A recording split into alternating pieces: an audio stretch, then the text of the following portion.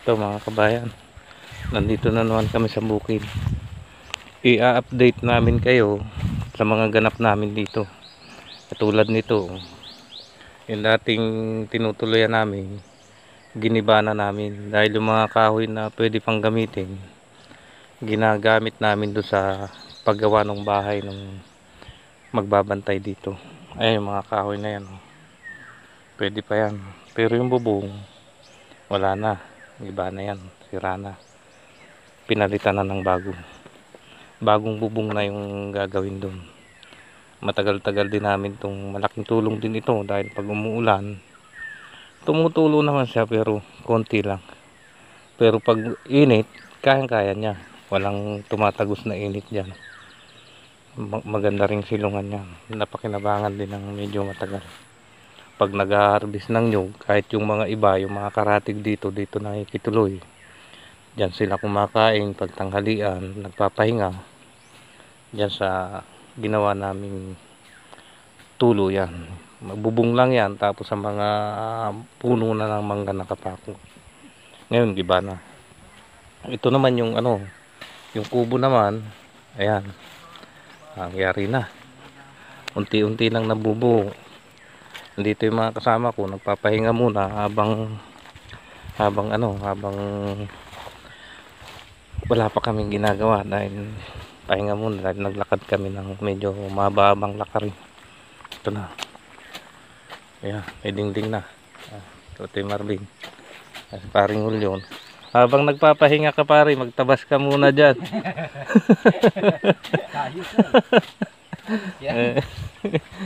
Ayan, ito na yung dingding niya, kawayan yan.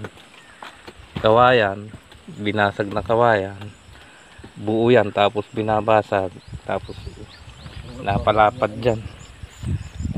Hindi ko alam kung anong tawag dyan. Ginapak pare? Sinasag. Ginapak na kawayan. Yan, tibay nyan, mas matibay pa sa plywood ito. Ayan, yung kompleto na yung bubong. Ayun yung magiging kusina, tapos ito na yung kabahayan. Ayan. Ayan yung mga kahoy na galing to sa gagamitin pa rin dito, parang pakilabangan pa.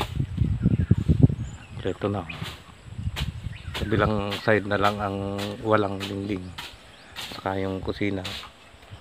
Tapos ito, dadagdagan pa dito ito ng ng pinakang balcony, balkon, para yung mga tambayan ng mga pwede dito maupo.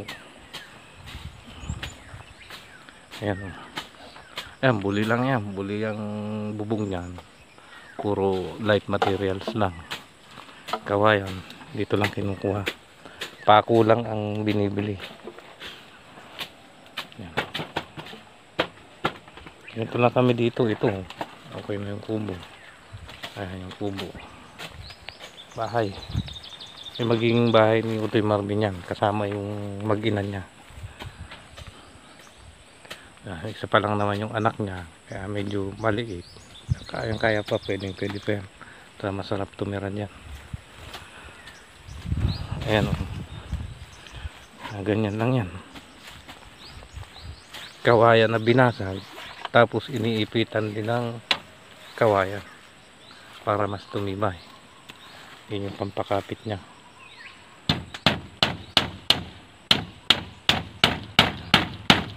Ganyan lang yan, paikot. Tapos dapat dito, plano, dapat may CR talaga. Hindi pwedeng walang CR dito dahil magkakalat ng lagim dito pag walang CR. Ayan o. Ganyan lang yan mga kabayan, ginagawa niya, tuloy-tuloy niyang ginagawa yun. Mamaya i-update ko kayo sa tanim namin doon sa sitaw, namumunga na. Kaya lang yung namumunga konti pa lang yun, kasi testing lang yun, trial. Tinitesting namin yung lupa kung magandang taniman ng sitaw.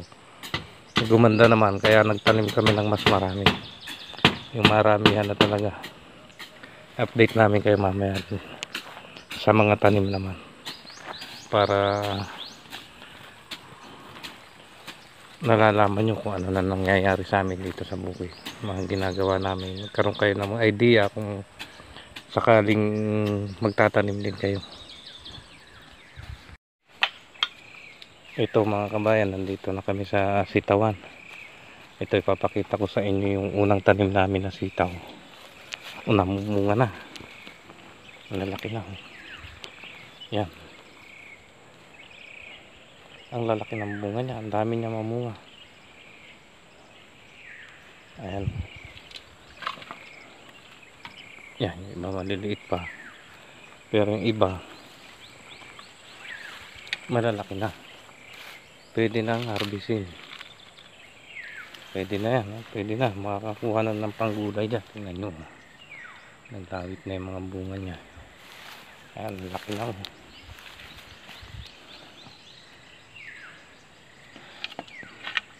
Ayan. Ito mga kabayan, kaya konti pa lang yung tanim dito. Tinisting lang namin yung lupa dito. Dahil yung lupa dito, banlik. Nabanlikan. Ibig sabihin, napatungan siya ng lupa nung bumaha. Nung bumagyo, naglanip yung baha dito. Ibig sabihin, napuno ito ng tubig. Matagal bago nawala yung tubig dito dahil nagsalubong ang dagat, high tide ng dagat, tapos yung baha dito sa ilog malaki, napuno ng tubig itong lugar na ito. Mataas ang tubig dito, tubog ang tao, kaya ang naging lupa dito, nadagdagan yung lupa dito, natabunan yung dating lupa, naging lupa dito buhangin, galing sa mga naglandslide na lugar, doon sa mga bundok na naglalandslide, yung lupa dito natambakan. Makikita nyo kabayan dito kung gaano kataas yung naging dito, tinambak na lupa. Kita nyo yung nyug na yan dito sa kabiyak, malalim, pero yung lupa dyan, yan yung tumambak na lupa, nadagdagan siya ng lupa. Tinitesting namin kung maganda ang sitaw dito, dahil hindi naman talaga kami magtatanim, hindi pa namin alam yung mga ganong bagay, wala pa talaga kaming idea. Tinisting namin ang sitaw ng kunti, gumanda siya, namunga ng marami. Walang abono ito, wala kaming ginagamit na kahit anong abono, basta itinatanim lang namin sa lupa. Ang mangyayari sa amin dito, trial and error. Sa pagkakamali na namin kami matututo, wala nang pag-aaral. Base na lang sa aming magiging karanasan ang gagawin namin dito. Hindi kami gagamit dito ng kahit na anong abono. Pag may mga uod, manual namin na tinatanggal, kaunting pausok para mawala yung mga insekto. Ayan o, namumunga na siya. Kaya nung nakita namin na maganda ang sitaw dito, nagtanim kami ng mas maraming.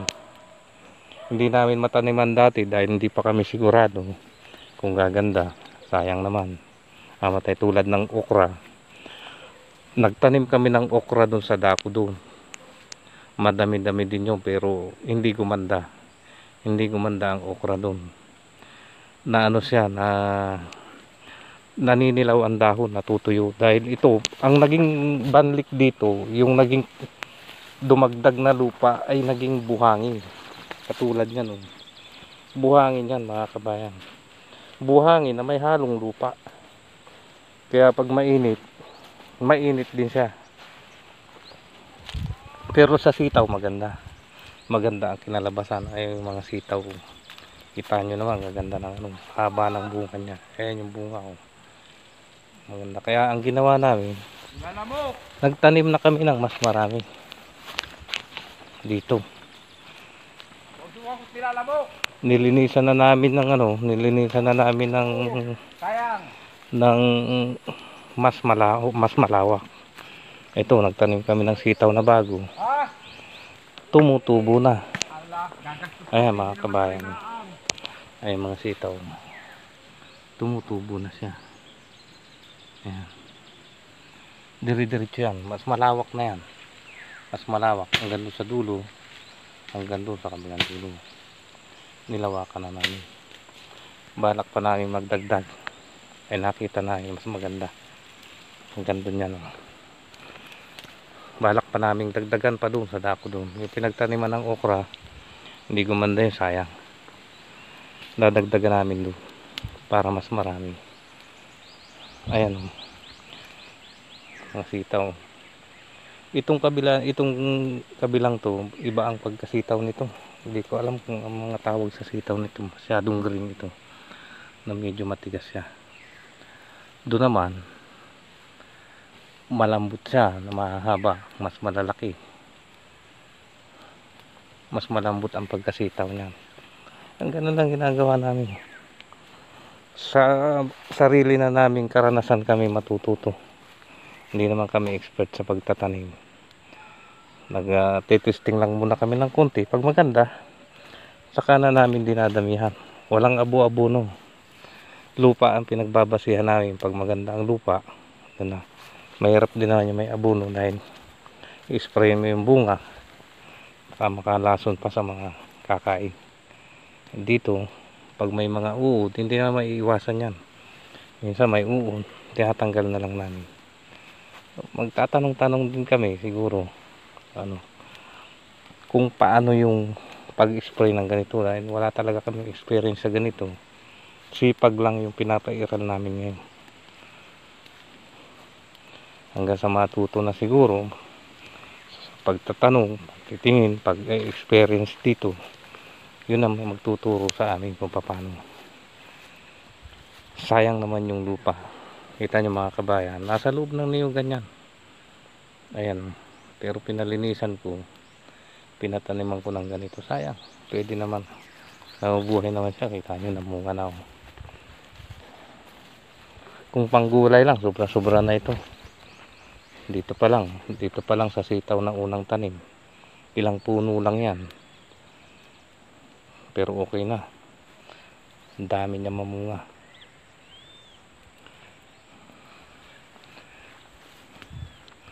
Abot yan doon kabilang dulo, lilinisan lang namin. Yun lang ang medyo mabigat pag lilinis, pero ang damo dito malambot naman. Ang damo dito, hindi ko alam kung sa tagal na ng damo dito na ito, hindi ko alam kung anong tawag sa damo na ito, kabayan. Papakita ko sa inyo. Kung alam nyo kung ano, paki-comment na lang.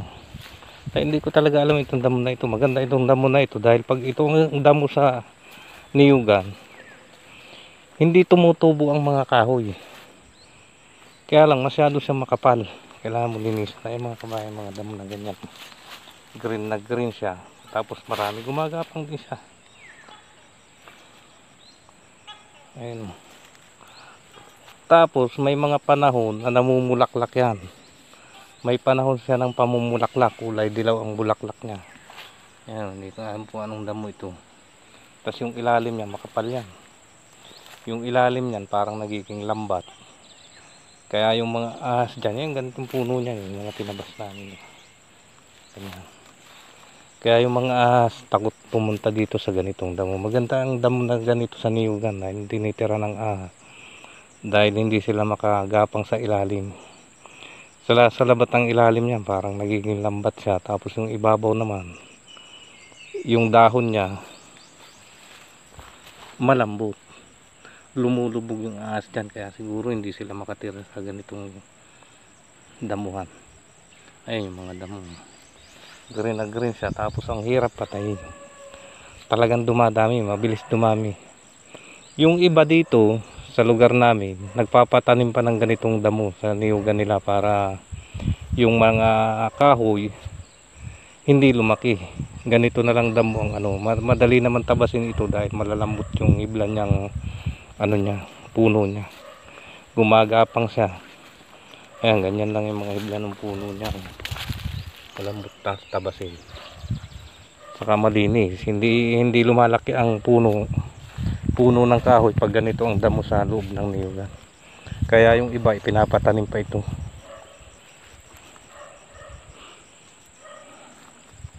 Ayan, halos ganito na ang damo dito. ang bilis dumami. Pero madali namang linisan kaysa sa mga puno ng kahoy ang lalaki sa loob ng niyugan, nakakasira ng pamumunga ng niyog yun, lalo na sa saging. Ganun din, mas maganda na yung ganito. Kaya yung iba ipinapatanim pa nila yan. Dito hindi mo na kailangang taniman, talagang kusa na siyang dumadami. Yan, ang dami niyan, halos lahat yan. Itong nilinisan namin, ganyan din ang damo dyan. Yan, medyo malawak-lawak na ito dahil nakita namin na maganda namang mamunga yung sitaw dito. Titestingin din namin dito ang susubukan din namin ang ampalaya. Konti lang muna. Pag gumanda, saka na ulit kami magtatanim ng madami. Pwede na to. Pwede na maggulay mamaya, pare. Tanghalian natin. May dala kaming bango saka mga pangsigang. Ito na yung magiging sahog. Yan na, kukuha na kami dito ng pangsahog na sa sinigang na bangus namin. Ang libre na sa gulay. Ganun lang ang buhay dito sa bukid. Masipag ka lang, may pagkain ka na. Pag medyo marami-rami pa yung tanim mo, kikita ka pa dyan. Kusa. Yan, tulad yan, dami niyan. Kung pang gulay-gulay lang, sobra-sobra na yan. Kaya lang, hindi pa pwedeng magbenta dahil hindi ganun karami. Yan. Ito, ilalim ng kawayan yan, mga kabayan. Nilinisan namin para mayroon din kaming pahingahan dito pag nandito kami sa sitawan. Ayan, upuan na pansamantala. Ganda dito, malamig. Hindi, kahit siguro pag kunting ulan lang, pwede ka sumilong dito. Pero pag init lang, na problema. Malamig dito. Ilalim ito ng kawayanan. Tapos dyan, mga kabayan, makikita niyo, papakita sa inyo kung gaano kaganda dito. Ayan. Kaya napakasarap tumambay dito, makikita niyo. Ayan, ilog. Hindi ka maligo dyan, malinaw yung tubig dyan. Yung maligo, sarap dito. Ayun, may tulay. Yan yung ginagawa nilang tulayan pagpunta naman doon sa kabila. Yan, naliligo pa. Natin panoorin yan. Ayan, ilog. Ganda dito, hindi nawawala ng tubig yung ilog na yan. Konektado sa yan, sa dagat. Pag high tide, lumalaki din yung tubig dito. Tapos pag low tide, mababaw lang din. Kaya pag high tide, ibig sabihin tubig alat ang nandyan, maalat yung tubig niya. Pero pag low tide, tubig tabang. Marami nang huli dyan, may mga isda, hipon. Kaya lang yung iba, alam mo na, may mga pasaway din sa mga lugar na ganito. Nilalaso nila ang ilog para mas makahuli ng mas marami. Kaya lang nasisira yung mga lamang ilog. One time, big time yung gusto nila. Lalasunin, makakahuli ng marami. Matagal na bago ulit maulit. Ganun ang ginagawa. Pinabawal yun. Kaya lang yung iba, alam mo na, kahit bawal, ginagawa pa rin nila yan. Sige mga kababayan, tutulungan ko muna si paring Julio para masyadong magtatali na, para hindi na kami abutin ng matinding sikat ng araw. Salamat sa panonood mga kabayan. Manood lang kayo ng video, update lang, para update ko kayo pag mag-harvest na kami doon sa dating mga tanim namin, para nakikita nyo ano kasarap mamuhay sa bukid, paano magtanim-tanim. Wala naman kami, hindi naman kami expert eh. Yung ginagawa namin, trial and error. Doon na kami kumukuha ng idea kung paano. Ganun lang. Maraming salamat mga kabayan. Ingat kayo dyan.